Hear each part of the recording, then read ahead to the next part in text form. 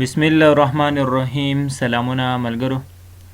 د پولیمورفیزم څلورمه ویډیو د زمونږ سره او د جاوا زمونږ سره 3 ویډیو ده. په دې ویډیو کې موږ په رن ټایم پولیمورفیزم باندې خبره کوو چې رن ټایم پولیمورفیزم څه ته وایي. موږ ویلیو پولیمورفیزم چې دی په دوه ډوله پولیمورفیزم موږ لرو. یو زمونږ سره کمپایل ټایم پولیمورفیزم دی چې په تیرې ویډیو کې موږ په دې باندې خبره وکړه چې کمپایل ټایم پولیمورفیزم څه ته وایي. کمپایل ټایم پولیمورفیزم چې دی دا د میتھډ اوورلوډینګ یا د کنسټرکټر اوورلوډینګ کنسپټ لري. په دې ویډیو کې موږ په رن ټایم پولیمورفیزم باندې خبره کوو. رن ټایم پولیمورفیزم چې دی دا د میتھډ اووررایډینګ کنسپټ لري. نو راځم سلایډ ته. دلته وایي method overloading. If subclass has the same method as declared in the parent class is called what? It is called method overriding in Java. Method overriding دی ته وایي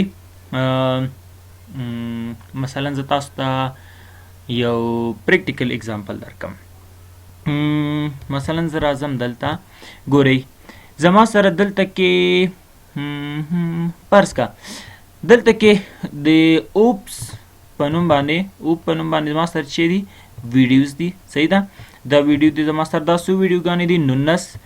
زه راځم دلته او دلته کې یونیورسټي دریم سیمسټر سره زه جاوا لرم که څلورم سیمسټر والا سره دلته جاوا ګورئ دلته زما سره 4 ویډیوګانې دي. صحیح ده. دلته زما سره 4 ویډیو دي.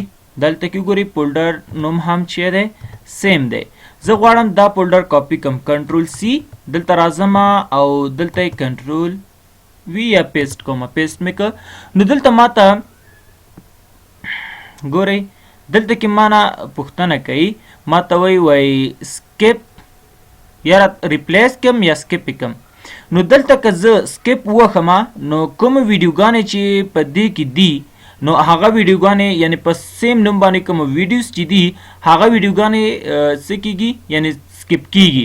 او که چېرته ریپلیس وکړم نو کومې ویډیوګانې چې ما زړې دي صرف نوم یو شی هغه به ورکې شي او د هغه په ځای به دا نوي راشي. نو زه ریپلیس باندې کلیک کوم. دغه ریپلیس کولو ته چې ویلی شي ګورئ دلته کې هم زما سره هغه 19 ویډیوګانې پوره شوې. نو دغه ریپلیس کول چې دي دغه ته ویلی شي دې ته ویلی شي overriding. نو میتھډ overriding څه ته وایي؟ میتھډ overriding دې ته وایي مثلا که چیرته تاسو سره مثلا فادر کلاس دی او چایلډ کلاس دی.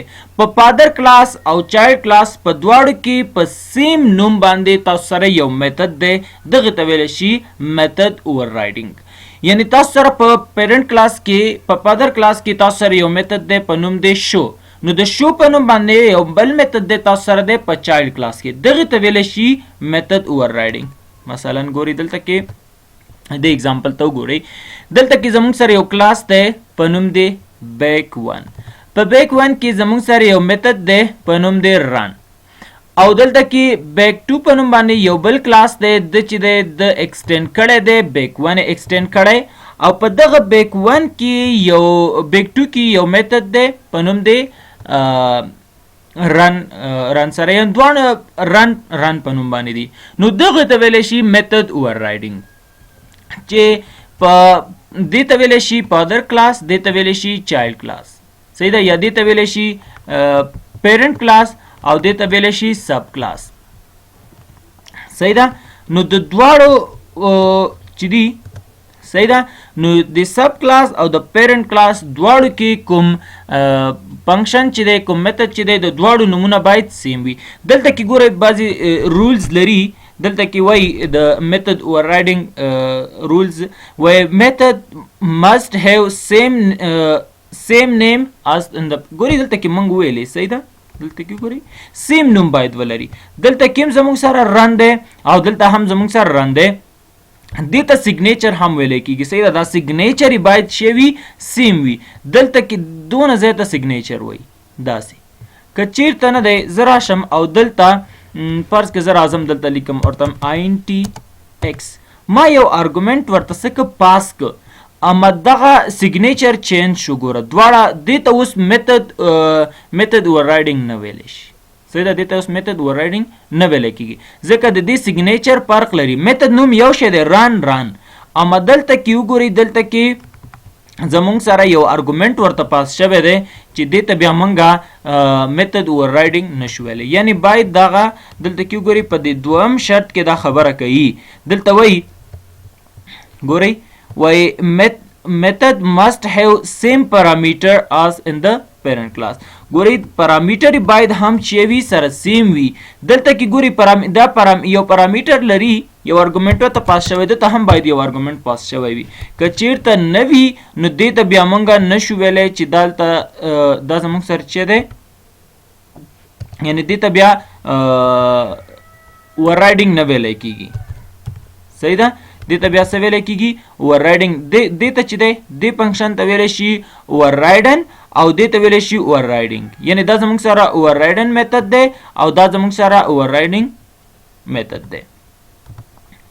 بل وای نو بل دا چې د انهریټنس کې دا کارول کېږي اوورراइډینګ چې دی بالکل مونږ هم په انهریټنس کې کار کړی. دا وګوره ایکسټینډ مونږ څنګه پوه شو چې دغه بی کلاس ا ایکسټینډ کړی ته دې کیورډ په واسطه ایکسټینډ کیورډ په واسطه باندې. صحیح ده. نو دا د ایکسټینډ کړی دی انهریټ شوی دی. نو ملګرو راځم نیډوینز آی ډي ای ته او د انهریټن د رن ټایم پولیمورفیزم یو اگزامپل تاسو ته درکوم. رن ټایم پولیمورفیزم باندې خو تاسو پوه شوئ. که څوک تاسو نه پوښتنه وکړي چې رن ټایم پولیمورفیزم څه ته ویلی شي نو دلته زه راځم نیو پروجیکټ اخلم. دلته کې جاوا اپلیکیشن تاسو انتخاب کړئ هغې نه پس نیکسټ انتخاب کړئ او هغې نه پس دلته کې تاسو یو نوم ورته ورکوئ. فرض که ما ورته ورکړو جاوا اپلیکیشن 50.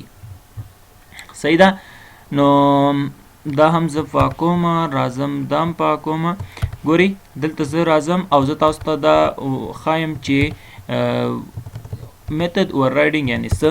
ګورئ راځم دا زه داسې کوم. ګورئ دلته ورته یم واید ډسپلی په نوم باندې مې یو میتد واخست یا مثلا زه میتد اخلم د پرسن په نوم باندې د پرسن په نوم مې یو میتد واخست. اوس دلته کې زه دا یا یو بل کار کوم. دلته راځم دلته زه یو کلاس اخلم کلاس A. کلاس A مې واخسته سوري ګورئ کلاس A او یو بل کلاس اخلم په کلاس B په نوم باندې. دوه کلاسونه مې واخستل. دې کې هم زما سره ګورئ دلته هم زما سره پرسن په نوم باندې یو فنکشن دی او دلته هم پرسن او دلته زه وایم چې ته ماته ایکسټینډ کا دا کلاس A. صحیح ده. اوس دلته کې زه ورته وایم چې INT ID student ID مثلا student ID 315 ده. صحیح ده. زه به دلته لاندې لاین ته راښکته شم. صحیح ده. سیمیکولون دلته ورته وایم سټرینګ نیم چې دی نیم مساوي دی له بس که زه خپل د یوټیوب چینل نوم لیکم دا زموږ د یوټیوب چینل لینک نوم. صحیح ده. په دې نوم باندې دی. اوس راځم دې فنکشن ته دلته ورته وایم زه دا دواړه کافي کوم کنټرول C راځم دلته کنټرول V او دلته زه ورته وایم چې student address string دلته address اخلم او دلته address اخلم کابل. صحیح ده. دلته به age هم والم نو INT age 22 مې واخست. صحیح ده. اوس دغه فنکشن کې چې دا بعضې ډیټا په دې کې پرته ده ځینې ډیټا په دې فنکشن کې شته ده. زه دا داسې کم تر څو تاسو ته سکرین معلوم شي. ګورئ دواړه فنکشنونه دي. موږ سره کلاس دی په نوم د A. د A کلاس چې دی دې ته فادر کلاس ویلی شي. B کلاس ته چې دی چایلډ کلاس وایي. نو B کلاس چې دی A کلاس یې څه کړی دی ایکسټینډ کړی دی. اوس دلته کې په دغه په د A کلاس کې یو فنکشن دی په نوم د پرسن او B کلاس کې هم فنکشن دی په نوم د پرسن سره. اوس دلته په A کلاس کوم فنکشن چې دی په هغې کې آی ډي او نیم پروت دی د سټوډنټ، او په بی کلاس کې آی ډي نیم ایډریس ایج څلور دانې پراته دي. زه به دلته به زه هغه هم واخلمه دې ځای کې. دلته به زه ورته وایم چې ما ته ایس آوټ کا سټوډنټ آی ډي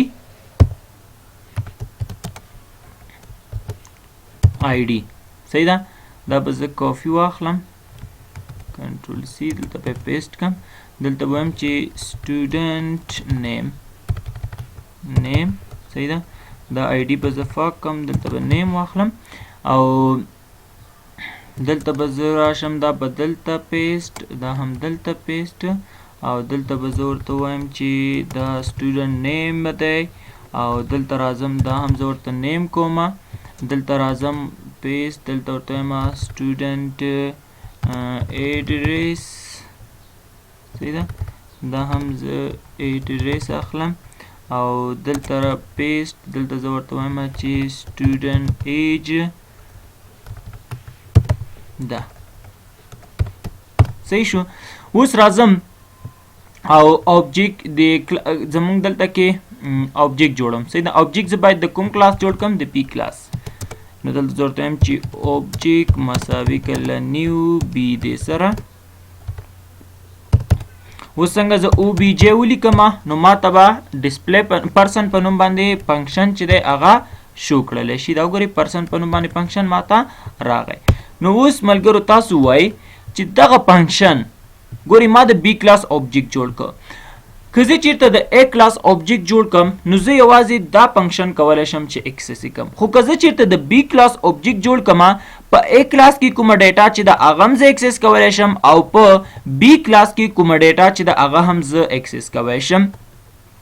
خو دلته چې زه ګورئ دلته چې زه څنګه ډاټ ولیکم، دلته زما سره یو فنکشن راځي، یوازې یو فنکشن راځي د پرسن په نوم باندې، چونکې پرسن په نوم باندې ما سره دوه فنکشنونه دي، یو په کلاس A کې دی، یو په کلاس B کې دی. نو دغه کلاس A کې چې کوم فنکشن دی دا چې دی یعنی دغه ته چې دی دې ته ویلی شي اووررایډن، او دې ته ویلی شي اووررایډینګ صحیح ده. نو دا دلته کې اووررایډ کیږي. ګورئ زه چې پروګرام رن کم نو ما ته په سکرین باندې د سټوډنټ آی ډي نیم ایډریس ایج ښودلی کیږي صحیح ده. یعنی که څنګه چې تاسو ولید ما هغه فایل چې دی هلته کې ویډیو ما سره 4 ویډیوګانې وي صحیح ده. دلته کې زما سره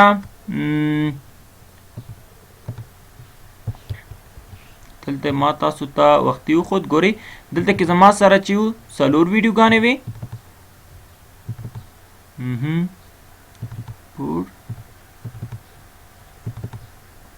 دلته وختي زما سره 4 ویډیوګانې وي. کله چې ما دغه فولډر ویوړو هلته نو هغه هلته کې چې شو ریپلیس شو هغه 4 ویډیوګانې چې وي هغه 4 ویډیوګانې هم دا 4 ویډیوګانې هم یعنی دا ریپلیس شولې او دا نورې ورسره هم راغلې. نو دلته هم همدغه کار کیږي. دلته دغه دا دواړه هم دلته کې څه کیږي یعنی دغه فنکشن چې دی دا ریپلیس کیږي. نو دغه آی ډي او نیم که چیرته ګورئ زه پروګرام رن کم بیا تاسو په دې باندې پوهیږئ. ګورئ ما رن فایل باندې کلیک وکړو، دا ګورئ ما ته سټوډنټ آی ډي نیم ایډریس او ایج راکړی شو. که زه راشم او زه دلته ګورئ دلته زه ورته وایم چې دلته کې فرض کړه بس 0 یا 306 او دلته راځم دا نوم زه چینج کوم. فرض کړه دا نوم ما واخسته تهمینه